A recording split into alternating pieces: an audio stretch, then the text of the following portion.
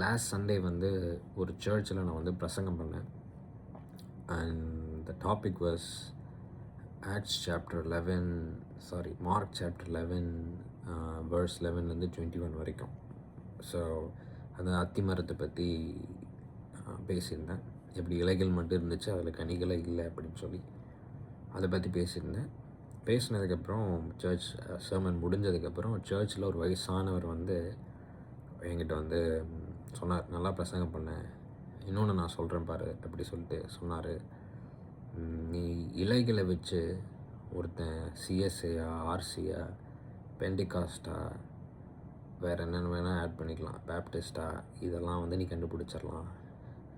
ஆனால் கனியை வச்சு தான் அவன் வந்து கிறிஸ்துவனா இல்லையான்றது வந்து நம்மளால் கண்டுபிடிக்க முடியும்.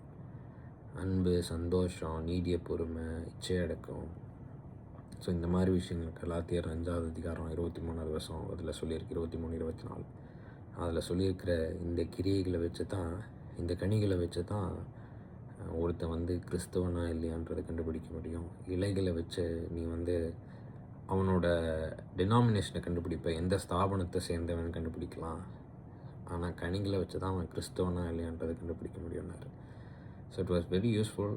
நான் ஒரு 9 hours ஸ்பெண்ட் பண்ணியிருந்தேன் படிக்கிறதுக்கு. பட் அதை விட இந்த ஒரு ஃப்ரேஸ் ரொம்ப யூஸ்ஃபுல்லாக இருந்துச்சு.